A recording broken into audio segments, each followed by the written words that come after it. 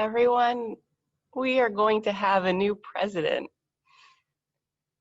A president who trusts science, and a president who speaks about empathy, and a president who thanked Black people in his speech last night.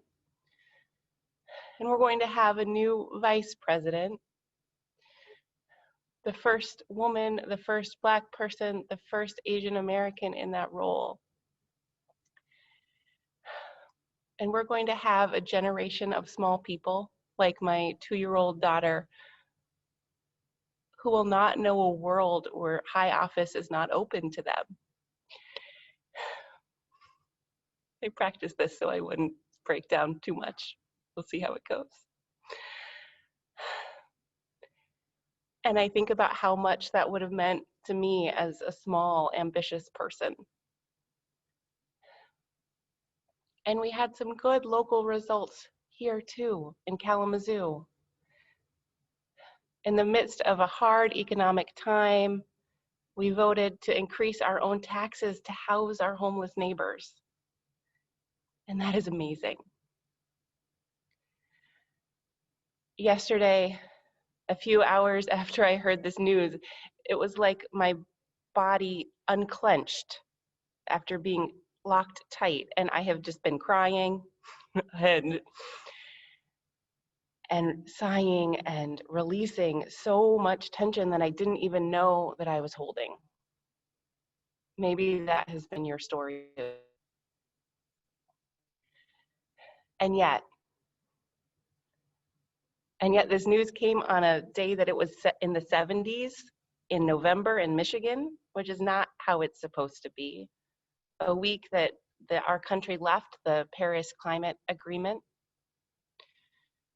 A time when the makeup of the Supreme Court leaves so many of us vulnerable in all of the ways, leaves our LGBT friends and neighbors and everyone more vulnerable, leaves women probably less able to make decisions about their bodies.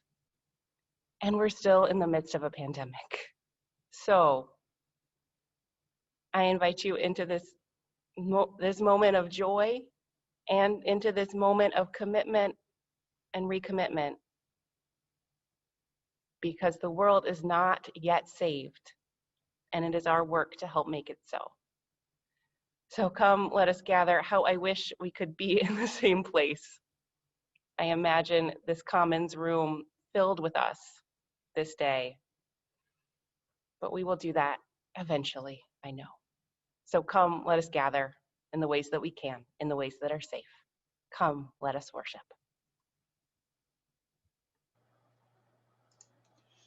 Welcome to People's Church. I'm Bob Davis, a member of the Sunday Services Committee. People's Church is a member congregation of the Unitarian Universalist Association with a 165-year history in Kalamazoo of liberal religion. We are a diverse congregation with some common characteristics. Here you will find people dedicated to making the world a better place, even if only by taking small steps.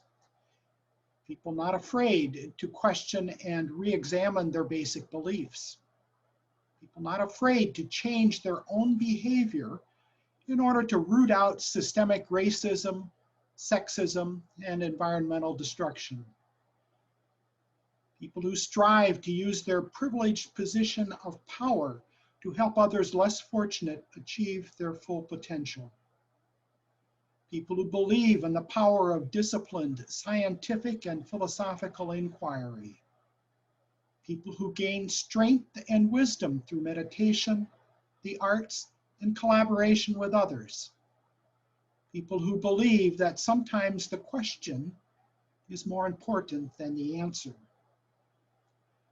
We are glad you have chosen to join us today, whether this is your first time or your 1000th time, no matter where you are in your spiritual journey. May this virtual service provide you with peace, love, hope, and joy. We invite you to remain online after the service to gather in small assigned virtual groups for further discussion. More about this at the end of the service.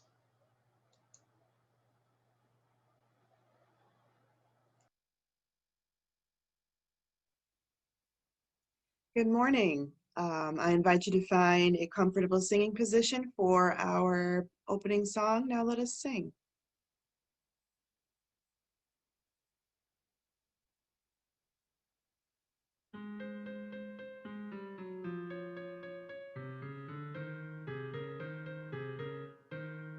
Now let us sing to the power of the sea. Sing. Now let us sing to the power of the sea. Lift up your voice, be not afraid. Let us sing to the power of the faith within. Now let us sing to the power of the sea. Sing. Now let us sing to the power of the sea. Lift up your voice, be not afraid. Let us sing to the power of the hope within. Now let us sing to the power of the sea. Sing. Now let us sing to the power of the sea. Sing. Lift up your voice, be not afraid. Let us sing to the power of the love within. Now let us sing to the power of the sea. Joy within. Now let us sing to the power of the sea. Joy within. Lift up your voice, be not afraid.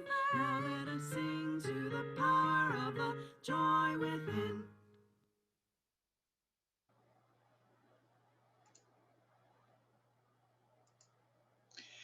Each week at People's Church, we light a chalice during our service and take time to reflect upon its meaning. We invite you to light a candle or chalice in your home. Please enter in the chat box where you are lighting your chalice as I light mine in Portage on Sunburst Drive.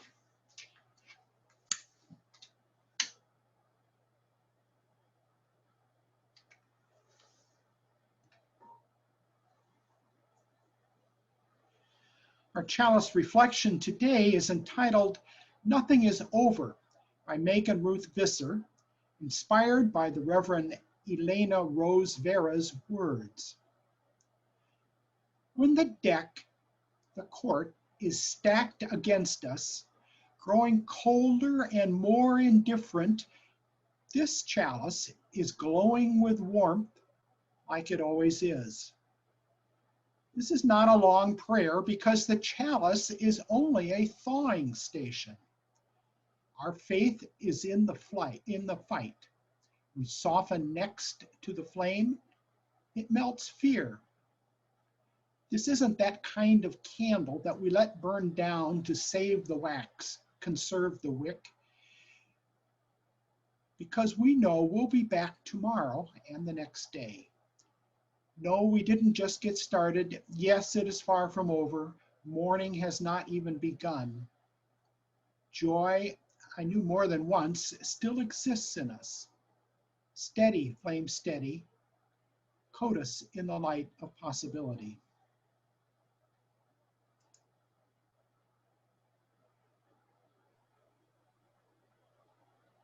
I have a few announcements for us this morning. The first is that, as many of you know, Dana Kabinski, the church database manager, has started a new job. She reports she is really enjoying it so far. And I wanted to let you all know how we are covering some of the work in the interim.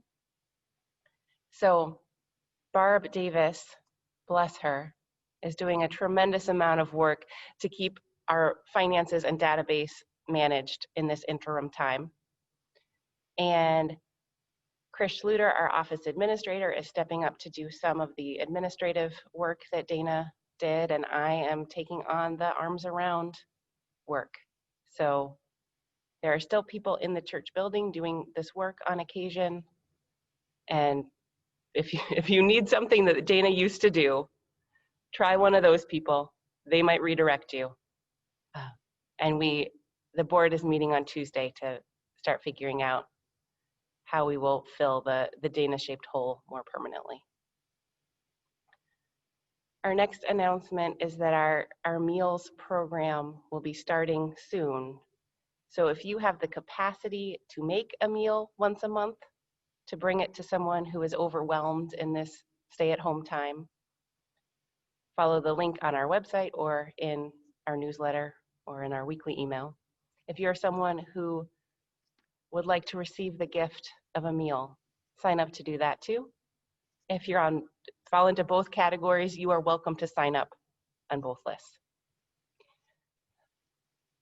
Our service this morning contains a number of elements from the online vigil hosted by the Unitarian Universalist Association.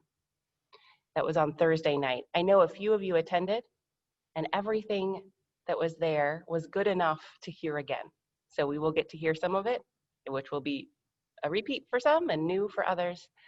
And our first offering is a story from Susan Frederick Gray, the president of the Unitarian Universalist Association.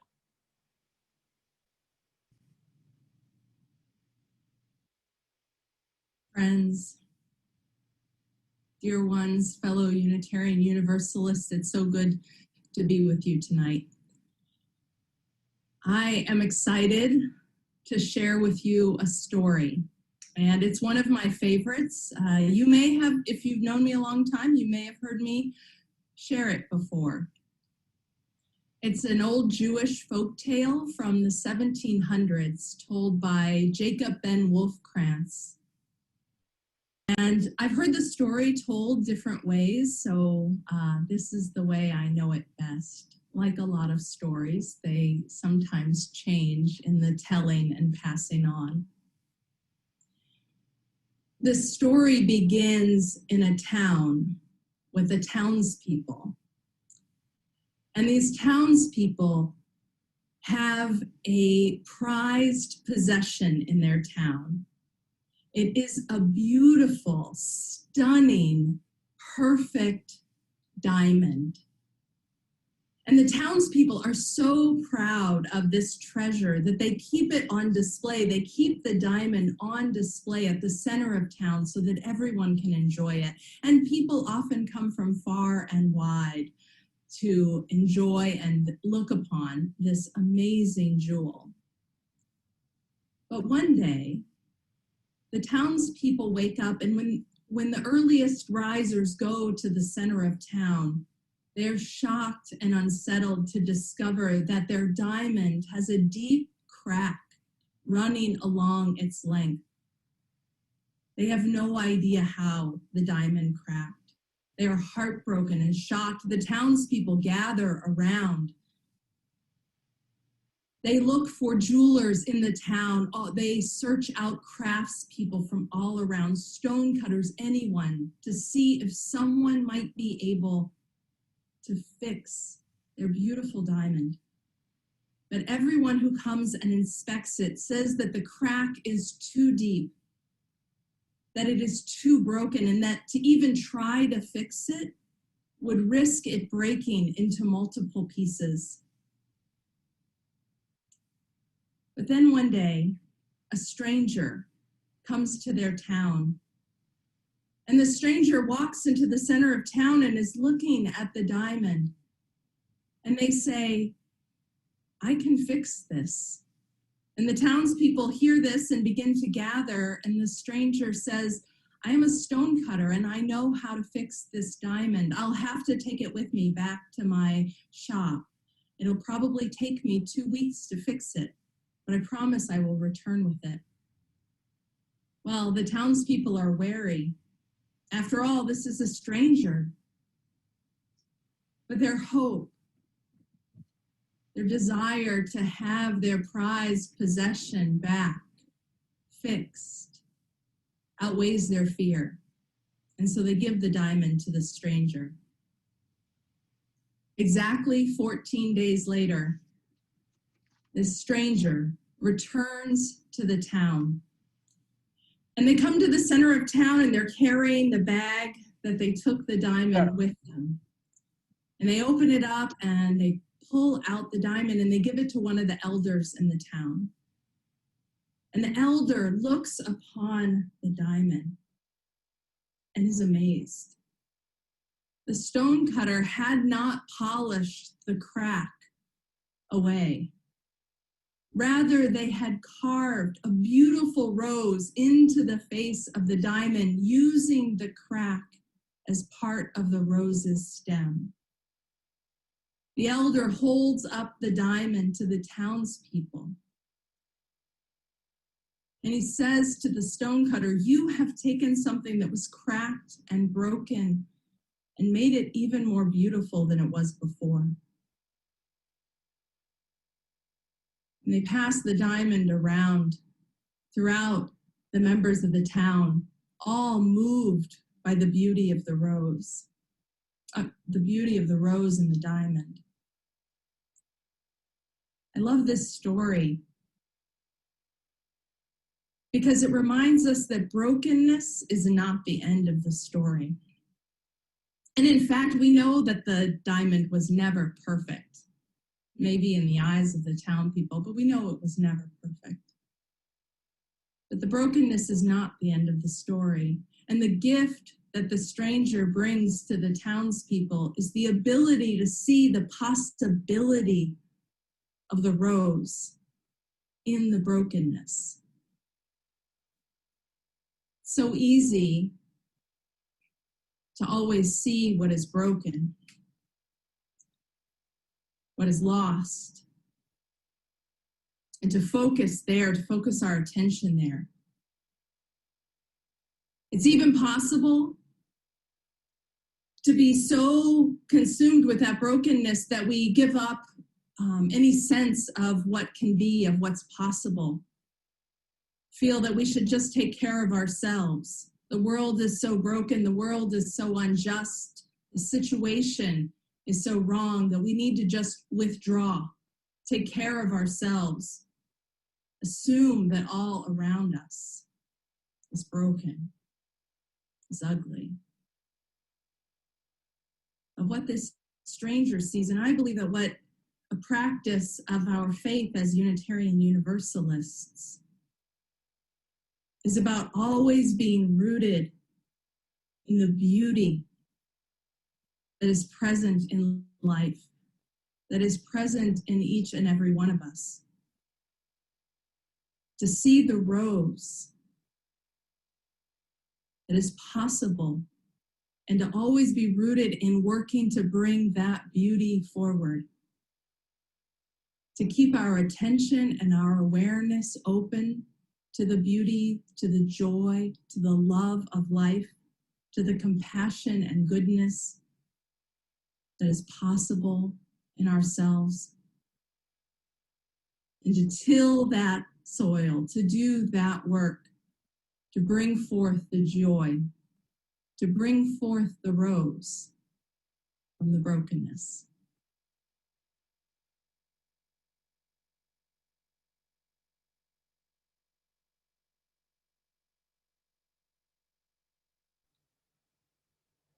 Our special offering today is for Planned Parenthood of Michigan. I chose this organization for a few reasons. One, that Unitarians and Universalists and Unitarian Universalists have been involved with Planned Parenthood across this country from the very beginning. We believe in the power of human agency and that people can make the best decisions about their health care rather than the government. I chose it also because I'm sitting here in our commons, which you can't see, but there's a circle of chairs all at least 6 feet apart in this room, because in a few hours, our 8th and 9th graders will be here. This is really the only program we're offering in person right now to finish the Our Whole Lives program, the comprehensive sexuality education program we offer across the lifespan. We are prioritizing the education of our children. We are prioritizing their agency, giving them the tools that they need to make choices that are in line with their values and our values. And so We don't believe this is something that we can only offer to the children whose parents are connected to our church. We believe everyone deserves that. And Planned Parenthood helps make that so.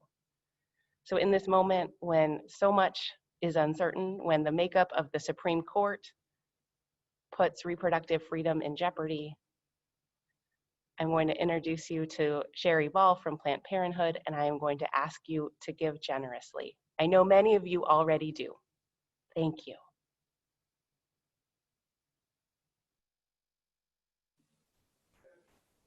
Hello, good morning. It is really such an honor to be among you all this morning, and certainly extending a heartfelt thank you to Reverend Rachel and the trustees and the members of the congregation for inviting me in today to share a little bit about the work of Planned Parenthood of Michigan. First, I want to reflect on Reverend Rachel's opening words that really brought tears to my eyes about unpacking all of this embedded tension and stress as we move forward. Certainly there's going to be work to be done. Hopefully it will be work for the positive for the country. That's, I think, all of our hope. But yeah, it's paying attention to that is really important. I've been with Planned Parenthood for over 8 years, and my work as a director of major gifts is really a very fulfilling and wonderful opportunity for me to travel from the Lakeshore to Kalamazoo to Jackson and Lansing and talk to groups about our work and individuals. Certainly in light of the pandemic, that has changed, and I wish I was there with you all in your beautiful common area so that we could actually be together in person, and I look forward to the day where that's true again.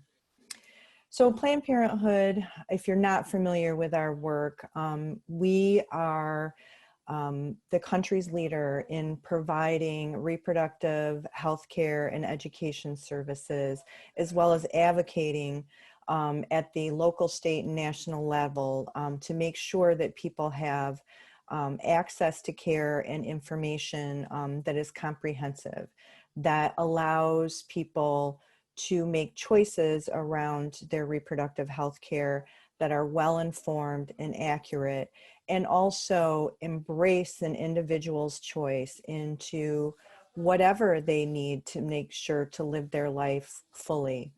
So we do that primarily first through healthcare services. So although abortion care is certainly what keeps us in the media spotlight, that is a service that we provide to communities. But we also do the broad and deepest part of our work is around access to birth control, other types of sexually transmitted infection testing, and precancerous screenings, certainly connecting people to services if it moves beyond something that we do. The next part of our work is education. And so our comprehensive reproductive healthcare education team, which we are very familiar with the great education that's provided through the Unitarian Universalists and the OWL program.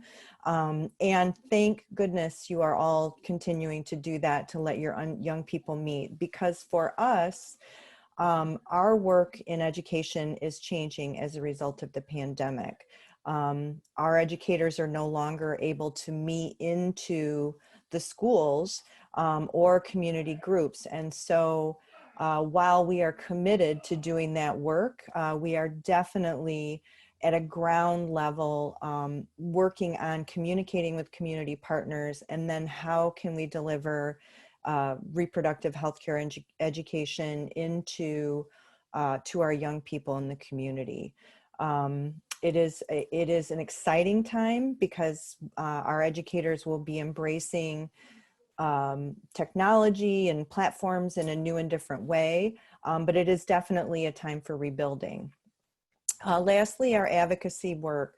So those are our teams of people that go out and educate on what is the status of reproductive health care in Michigan or at the national level. And that work is really important as we continue to push forward in a way with our legislators that actually that allows for appropriate access to information for young people out in the community.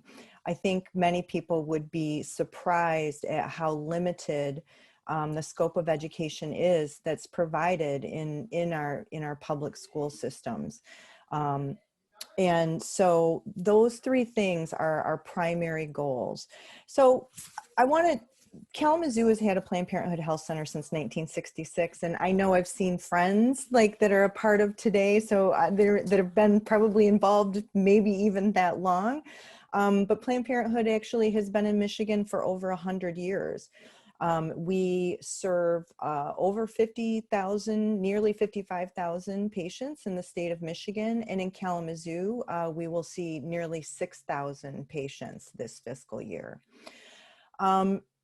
We are fortunate to live in a community that embraces our work, but let me share with you a major change that happened under the soon-to-be exiting administration was that we were defunded at the federal level. And what that means is the Title X federal family planning dollars that we use to serve low-income persons, female and male, and acknowledging how people represent themselves through the LGBTQI community.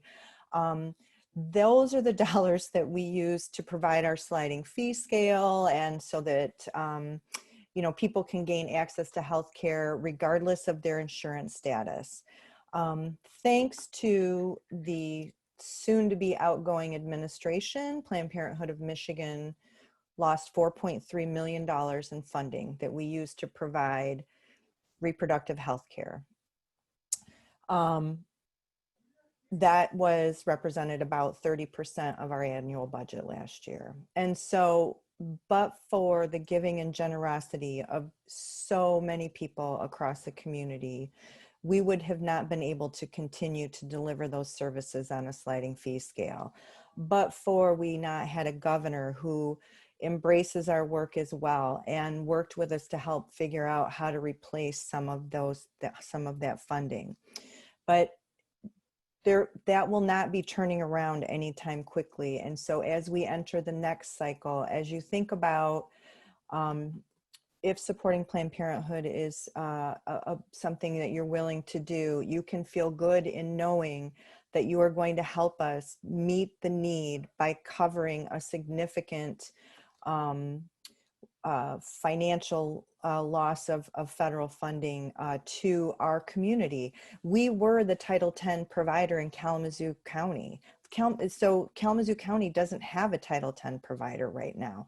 Now we're hopeful that within the next couple of years that will change and that we will be restored. But for now, that is, we are still going to be operating without those dollars. And so the gifts right now are more important than ever in making sure that we can meet the need for low-income people, which is the primary source of those that we serve, well above 70%. I think there's so much to talk about in our work, and I know, I don't want to go on and on and on, but I do want I want to share a story, and I'm not going to do it justice as much as the woman who actually experienced this, but she's a friend of mine, and this is a real story, and it's a real story of someone that was impacted locally. She was a young woman diagnosed with breast cancer, who also, under treatment for cancer, discovered that she was pregnant. And this pregnancy was not an unwanted pregnancy. But she was faced with the very real stopping her chemotherapy to treat her breast cancer and continuing a pregnancy. She already had 3 small children. Or continuing with her chemotherapy and making the very difficult decision to end the pregnancy. She decided to pursue, as a mother of 3 children, that she would continue with her chemotherapy. She was met in the world of her OBGYN's office with extreme difficulty in obtaining access to ending the pregnancy. And let me just say, this was very, very early, 6 or 8 weeks. Through further testing, they discovered that the pregnancy was a molar pregnancy, and so the fetus would not have developed anyway as this type of pregnancy to birth. She still hit roadblocks that they would not allow her to obtain the abortion that she desired and needed. It was only through consulting with Planned Parenthood, as well as she's a steel-minded, determined woman, that she was able to fully make the decision that was best for her and her families. And that is, at the end of the day, what I want you to know about our work is that people who enter our care, we help get them to the services that they need, that they can fully make the choices that are best for themselves and their family. And we support that decision in a way that acknowledges their individual needs. And I can tell you for sure that every person's story is different. And I have had the pleasure of talking with people who were young women pre-Roe v. Wade, and horror stories. We do not want to go back there. The last thing I want to leave you with is that the Supreme Court, the changes in the Supreme Court. So as you're thinking about what we might be looking for to the future, particularly in the state of Michigan, we definitely saw changes in the Supreme Court, which we are concerned about and very well may affect Roe v. Wade and abortion access. What I want you to know is that abortion is still illegal in Michigan on our old books. So in the event that the Supreme Court does something to roll back the decisions to the individual states, currently in Michigan, it's still illegal. And so we will be working to prepare both at the national level and the state level to take that fight on if it comes back to the state. But we are fortunate that our Supreme Court in the state of Michigan, we elected 2 Supreme Court justices. And so although it will be a hard fight, we have added people at the state level. So again, thank you, Reverend Rachel, and the members of the congregation for allowing, and I'm happy to be available later if people want to ask questions, or and I will put my contact information in the chat. But thank you for standing with us. Thank you for inviting us into your space, and I appreciate very much being here.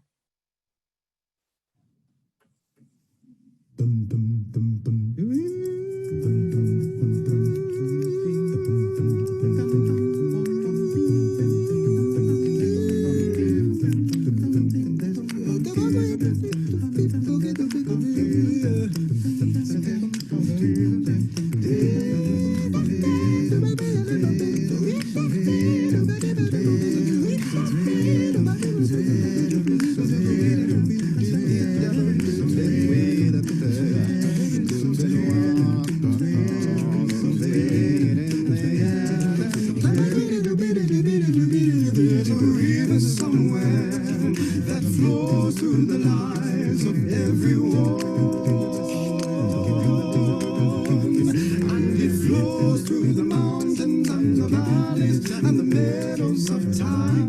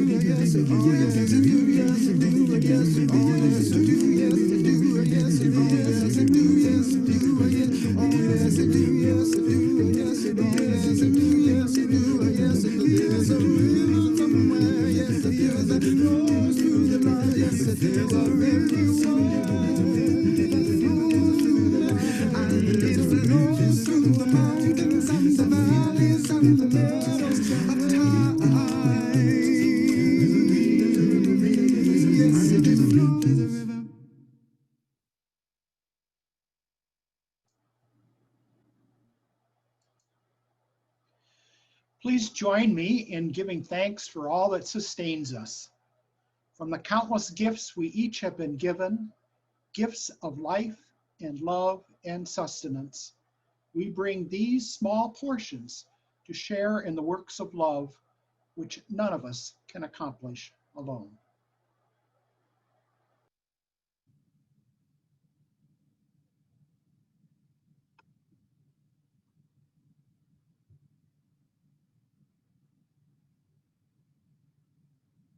Thank you, Matt. Friends, I invite you, as our time together unfolds, to engage with me in a meditation of the hand and the imagination. I invite you to will your hand closed, to imagine it so. Conjure the closing hand and the fist that follows. When the hand prepares force, the joints force sudden sharp edges on the fingers which once felt. They shudder the hand's most tender face.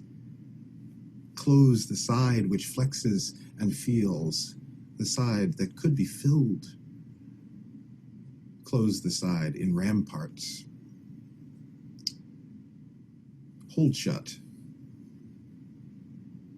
Notice what it means to keep the strength waiting in place, what it takes to act bolder. The fist demands the entire energy. It urges the tendon, enlists the arm, arrests the shoulder, summons the chest, commands the core, controls the step, orders a piece of each part of us until the stuff of stone has something to do with everything. Is it worth it? What we will not let go.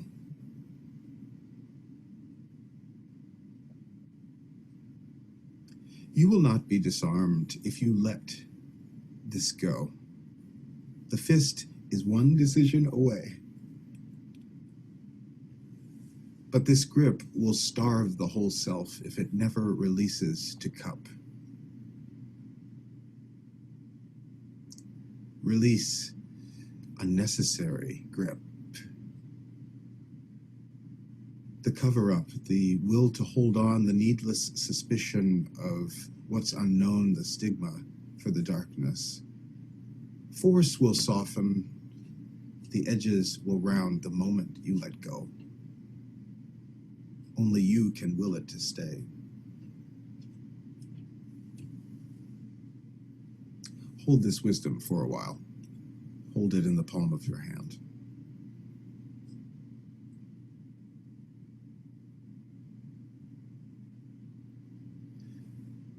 I invite you, allow the hand, slowly, deliberately, silently, to relax its grip and to find rest in the connection to something close to you.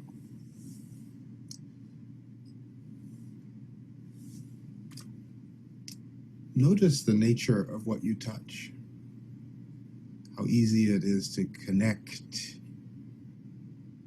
how hard it is, the nervous, subtle heat in the connection, the memories filling the core, the getting to know. Notice the details your open hands can perceive of your neighbor, the chair, the person. Notice how much about your neighbor you freshly know. Let's release the connection slowly. Softly, the memory of connection lingers on your hand, leaves, sinks in. Hold this wisdom for a while. Hold it in the palm of your hand.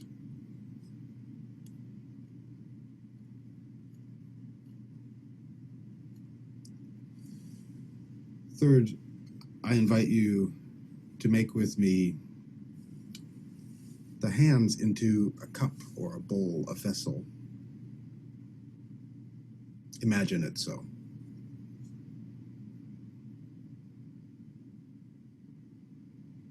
Notice the reality of your own power. You can hold much, even yourself, however briefly or long, and at times you will need to. Notice too the hands that lay. They too are part of the same person. Notice this holding is only possible when you will it to stay. Hold this wisdom.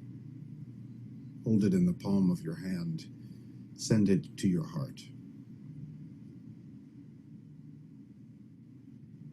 Release the myth of self-reliance, the obsession to hold yourself in guilt, the energy it takes. Love your hands for their steadfastness and their boundless agency, their comfort to receive, their capacity to be rigid and to flex and to fold and open as the rose. Give to your hands work worthy of their span and feed them rest.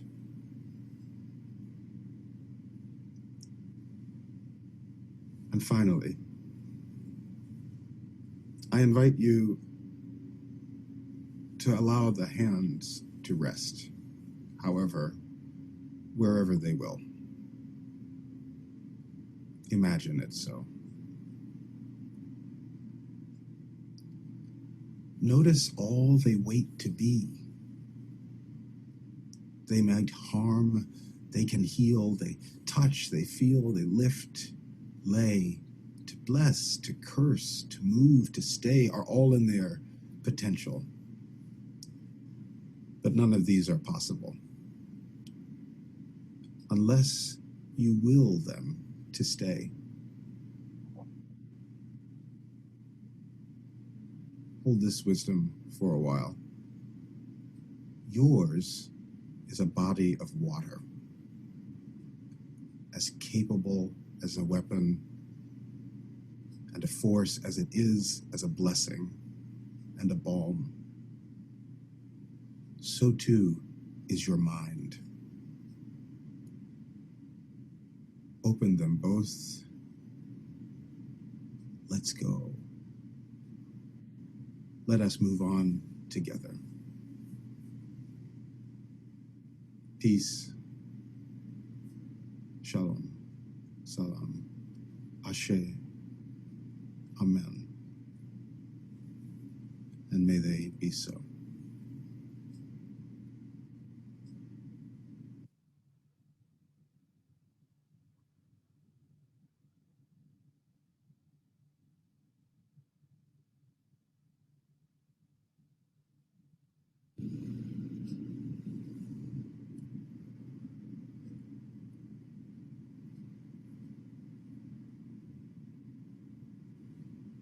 Hold my hand while I'm on this race. Hold my hand while I run this race. Hold my hand while I'm on this race, for I don't want to run this race in vain.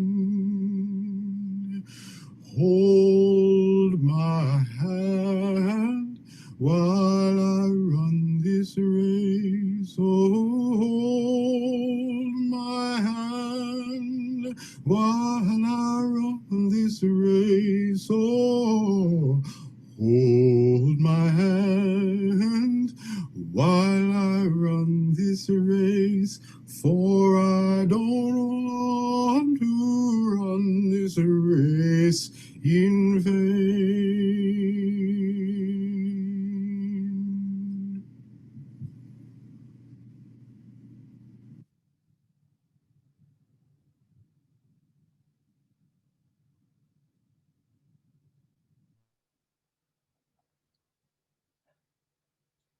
One of the great gifts of online worship is that the service can be exactly as long as it needs to be.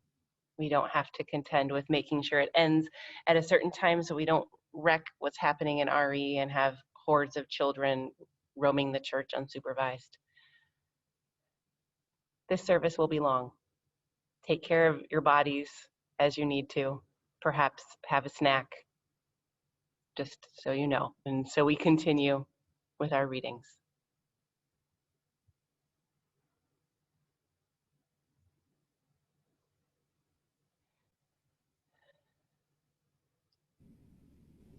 This reading is a poem by the Reverend Teresa Soto. I know that you are hungry for justice, and sometimes when you fail, it feels like the times when you open the refrigerator door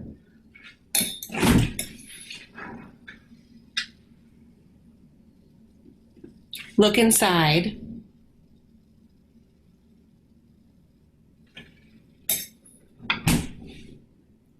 and close it, nothing having met your appetite. But there is always trying again. There is the fact that one just act is the beginning, and together we can build another. The gnawing hunger for a different future is one that we feed in the present. Your diligence, your tenacity, your willingness to learn, not just know, but also do. Hunger shaping how you nourish, feeding one another with the long spoons of your compassion until you're strong enough to feed the part of the world that you can reach.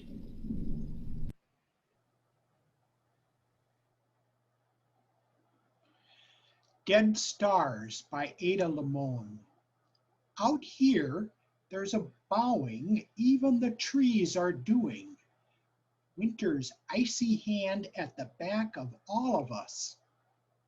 Black bark, slick yellow leaves, a kind of stillness that feels so mute it's almost in another year. I am a hearth of spiders these days, a nest of trying. We point out the stars that make Orion as we take out the trash, the rolling containers a song of suburban thunder. It's almost romantic as we adjust the waxy blue recycling bin until you say, man, we should really learn some new constellations. And it's true. We keep forgetting about Antlia, Centaurus, Draco, Lacerta, Hydra, Lyra, and Lynx. But mostly we're forgetting we're dead stars too. My mouth is full of dust and I wish to reclaim the rising. To lean in the spotlight of streetlight with you towards what's larger within us, toward how we were born. Look, we are not unspectacular things. We've come this far, survived this much. What would happen if we decided to survive more, to love harder? What if we stood up with our synapses and flesh and said no, no to the rising tides, stood for the many mute mouths of the sea, of the land? What would happen if we used our bodies to bargain for the safety of others, for Earth? If we declared a clean night, if we stopped being terrified, if we launched our demands into the sky, made ourselves so big people could point to us with the arrows they make in their minds, rolling their trash bins out after all of this is over. Breathe Restlessness into Me by Ted Loder. Thank you for all I forget are gifts, not rights. Forgive me for all the grievances I remember too well. Save me from the self-pity, the self-seeking, the fat-heartedness, which is true poverty. Guide me if I'm willing, drive me if I'm not, into the hard ways of sacrifice which are just and loving. Make me wide-eyed for beauty and for my neighbor's needs and goodness. Wide-willing for peacemaking and for the confronting of power with the call to compassion. Wide-hearted for love and for the unloved, who are the hardest to touch and need it the most. Dull the envy in me, which criticized and complains life into 1,000 ugly bits. Keep me honest and tender enough to heal, tough enough to be healed of my hypocrisies. Match my appetite for privilege with the stomach for commitment. Teach me the great cost of paying attention that, naked to the dazzle of your back as you pass, I may know I am always on holy ground.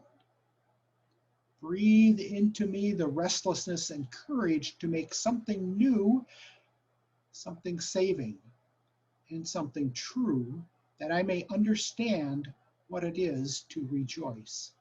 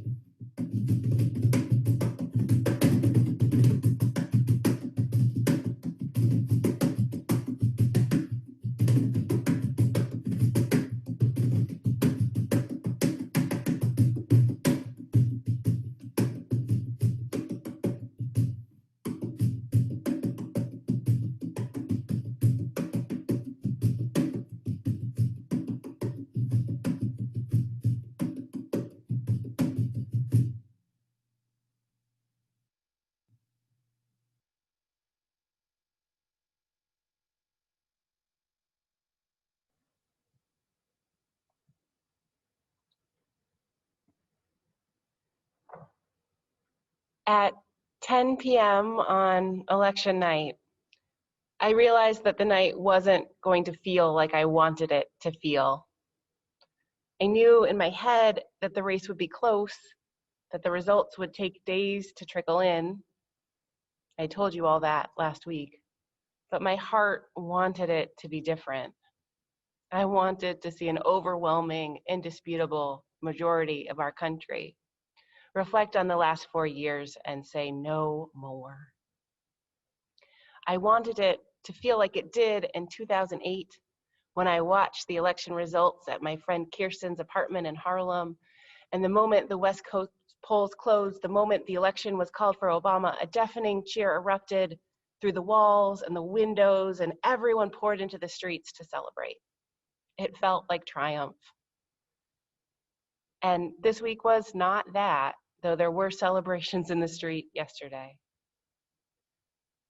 This week, we were reminded that our country and our state, at least the white people in our country and our state, we need to be real about that, are deeply divided with different visions of what matters and different hopes for our future together.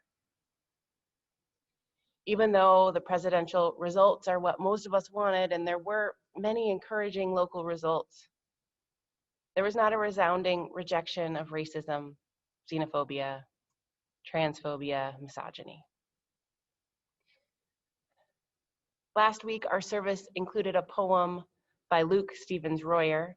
He's a Unitarian Universalist minister in Rochester, Minnesota. It had the lines, "The world won't be destroyed entirely by this. The world won't be saved entirely by this." And I've held these words close all week. I had wanted the world to be saved entirely last Tuesday, and it wasn't. I wanted overwhelming catharsis and triumph and joy, and they did arrive in smaller amounts yesterday. Maybe that is your story too. I yearn for that one triumphant event that will transform this world into the beloved community, a world where everyone's highest loyalty is to love and truth, and that loyalty always guides our actions. And we did not get our one big event, because that will never happen. That's not how change works. Change is sometimes slow and gradual, occasionally rapid, but never predictable.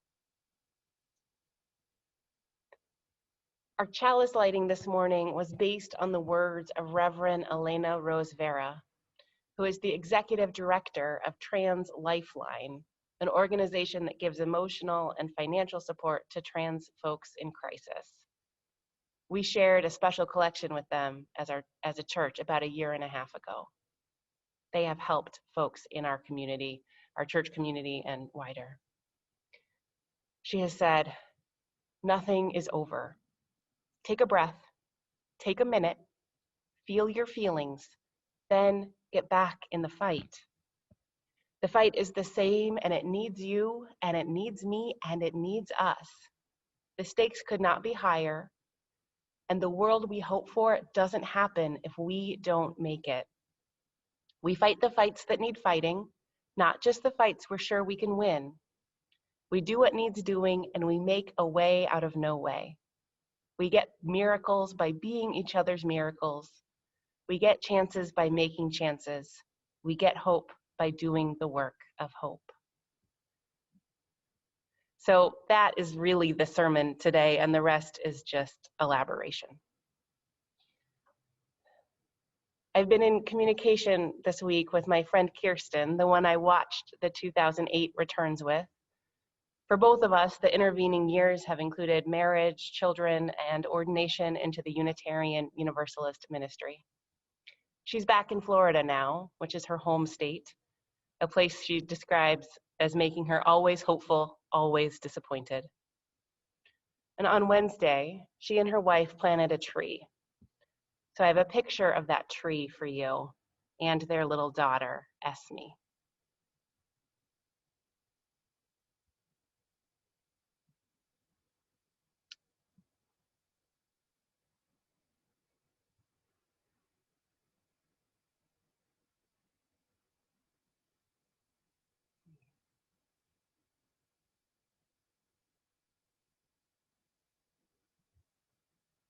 Now I'm going to share what she wrote about that tree. We planted a tree today. It's about the size of our 3-year-old. But Southern live oaks like this one grow to be enormous and can live up to 1,000 years. It felt like an important ritual and statement about our intentions, especially this week, but also always. We are here. We are rooted. We are tenacious and strong. We are in this for the long haul. We belong here and will not be deterred, even when our communities are surrounded by those who do not wish to see us thrive. We can nourish and provide shade for each other. May this tree be a reminder to us, this child, and our children's children's children.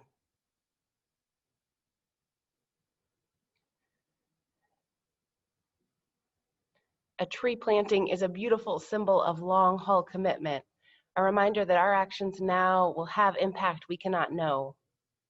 None of us will be around for the potential lifespan of Kirsten's southern live oak, the tree that could offer shade to people hundreds of years from now. Or maybe it won't. We can't know. It is similar with the work of love and justice. We can only do our best, hope for the best, and not let the uncertainty stop us. This week, a people's person told me that my words after the last presidential election helped him cope. And so I looked back on what I preached 4 years ago, and the words are still true. So I'm going to share a lightly edited version with you soon, because our commitment is just as needed now as it was 4 years ago. And while the details of the work will be different in the coming years than they've been in the last years, we don't get to stop now. Perhaps we can start getting some of the things we want rather than just fighting against the erosion of what currently exists. We get miracles by being each other's miracles. We get chances by making chances. We get hope by doing the work of hope. There will be real, huge differences between a Biden presidency and a second term of the Trump administration. And yet the world won't be saved entirely by this. Right now, we still have too many people struggling, too many people who are vulnerable because of their identities, their race or gender or sexual orientation. Any people struggling and vulnerable because of that is too many. Too many people without a place to live or one catastrophe away from homelessness. Any is too many. Too many people without access to the health care they need. Any is too many. Silas Snow, a trans member of our church, reminds us, in 2016, Obama's last year, 27 trans women were murdered in the US, entirely people of color. Stop celebrating about Biden and realize this is still a death sentence. Other trans folk I know, including others in our church community, have expressed similar cautions in the last day. Any murders are too many. There is still so much work we need to do to take care of each other. So savor and keep going. Biden has said he views himself as a transitional president. And we don't know what we are transitioning to. My hope is it can be something closer to peace, liberty, and justice for all, to the world we hope for. And to make it so, my dear ones, we can't take the next 4 years off. Of course, pause and celebrate if you are in a place to celebrate, and get back to the fight. The fight is the same, and it needs you, and it needs me, and it needs us. So 4 years ago, I preached, this is what I know about our values. The Electoral College cannot change them. Our faith calls us to recognize the inherent worth and dignity of every person. Our faith proclaims that all are worthy of care and love, no exceptions, no matter what. And that is still our faith this Sunday, and will be true regardless of who our president is. And so we keep doing what we've been doing. We keep being the form love takes in this world. We keep living our values.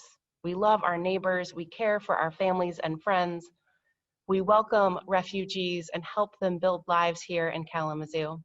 A side note, the Altiaras, who we welcomed to this country years ago, have now purchased a home and will soon be applying for citizenship. We tutor and love our children at Leakin School, and we love our children at People's Church. We work to end racism within our institutions and beyond them. We proclaim the equality of all people, regardless of gender identity or sexual orientation. We treat people with respect, regardless of their political opinions, even if they don't respect us. More 4-year-old wisdom. I also know this. We need to remind ourselves and remind one another of the full humanity, the inherent worth of people who didn't vote as we did. Trump voters and Donald Trump himself have inherent worth and dignity too. And as we work for the world we hope for, we remember that those who oppose us and disagree with us are worthy of love and respect. This is the call of universalism. The truth that all are worthy of love and care no matter what. And this is the hardest calling of our faith, at least for me personally. I fail so often, but it is sacred work to keep trying to see one another's full humanity and treat one another with care. We believe that everyone is capable of transformation.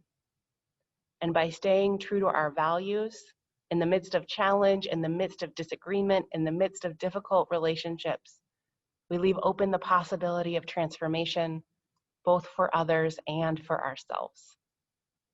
I'll be preaching about that again soon. So this is not a naive call for unity, an urge to be friends with people regardless of who they voted for. I am not interested in a unity based on oppression, a unity that is a compromise with white supremacy or misogyny or transphobia or many of the other forms of oppression that have been so public recently. The unity we need is a unified effort towards transformation and liberation for all of us. I know this. In the coming years, our values might call on us to do more than we've done before. The reality of COVID-19 means the work of justice looks less like marches and more like joining the county commission Zoom call or attending virtual meetings or having hard conversations with people we love.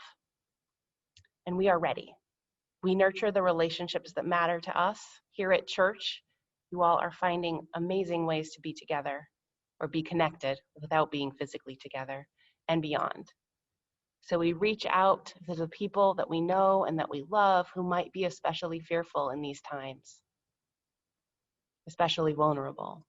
We tell them we care about them and we will do what we can to keep them safe, and we act on that promise. We organize ourselves and find our kindred spirits, or more often and probably more importantly, the people who aren't our kindred spirits, but who agree with us on enough things that we can work together to make the world we hope for. We make plans to keep people safe. We work to change policy and law. We be the form that love takes in the world.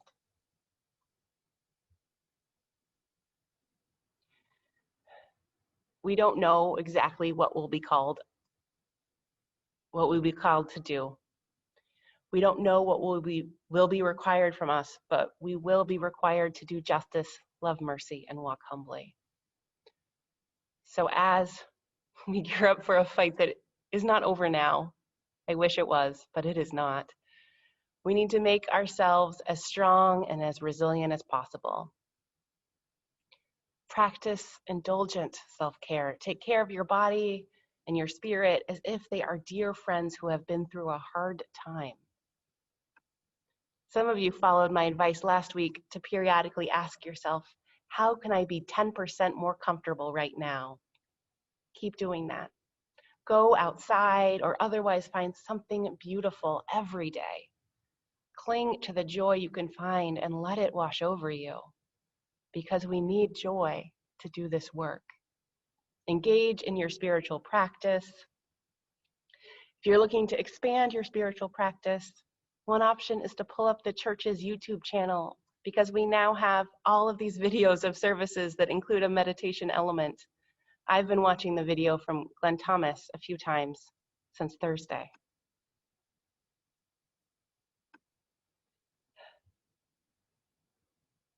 So we need to build up the resilience to keep going.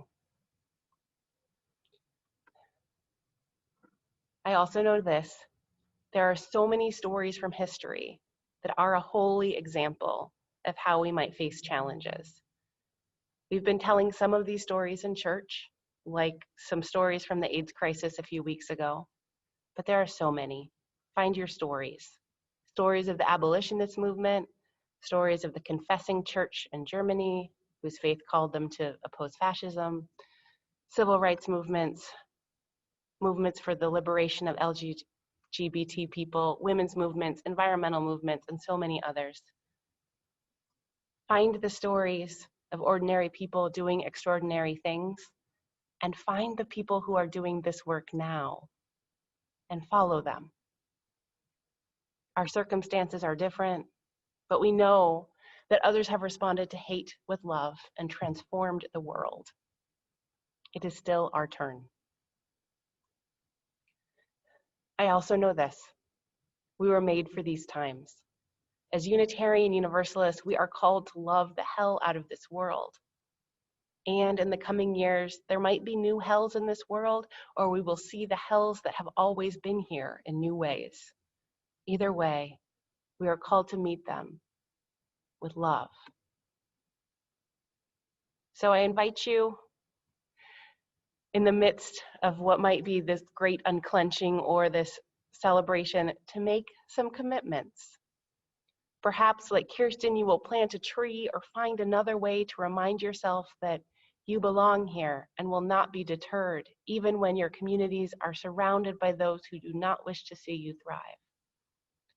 Perhaps, like Angela Aldis, whose story I told last week, you will start a journal where you will track one way you acted to make the world better every day for the next presidential term.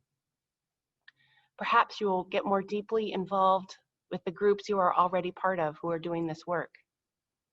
Perhaps you will have hard and curious and compassionate conversations with people you love who voted differently, to better understand them and see if there might be a way forward together. Not a false unity, but one rooted in the possibility of shared transformation.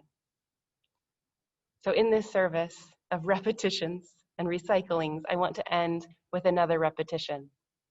The words I shared earlier from Reverend Elena Rosevera. Nothing is over. Take a breath, take a minute, feel your feelings, then get back in the fight. The fight is the same and it needs you. It needs me, it needs us. The stakes could not be higher, and the world we hope for doesn't happen if we don't make it. We fight the fights that need fighting, not just the fights we're sure we can win. We do what needs doing, and we make a way out of no way. We get miracles by being each other's miracles. We get chances by making chances. We get hope by doing the work of hope. May it be so. May we make it so. Amen.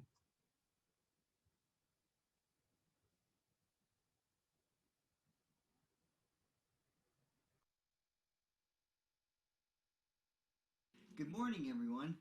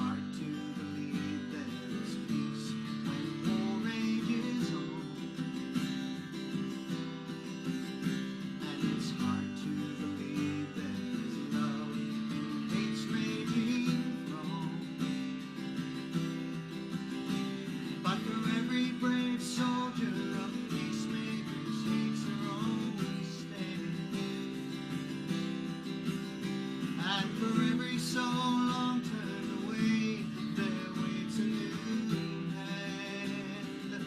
Oh, let it be. Let it be. Here in love's dwelling, we learn to believe in this mortar and stone, these windows and walls, love's earthly home, we call. It's bread for the journey, oil for the flame, for people of love, people of hope, people of change. When a place is what welcomes you in, little bit you change it. So the promise of love can begin here in this room. Ah, here in these halls, hearts open wide, welcoming all. This mortar and stone, these windows and walls, love's earthly home, hitting a call. It's bread for the journey, oil for the flame, for people of love, people of hope, people of change. We're people of love, people of hope, people of change.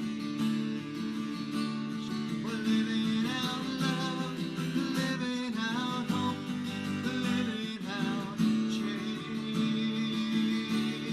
Sing out for love, sing out for hope, sing out for change. Now I believe in the sun in the dark of the night.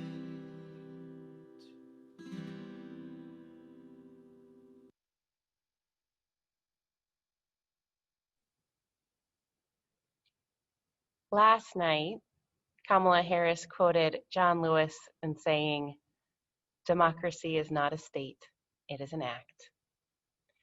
I would add that being people of love and people of hope and people of change is not a title we can claim once and have it count for always. It is a promise and a commitment and an act. So let us go into our worlds being the people of love, people of hope, people of change. Go in peace, dear ones.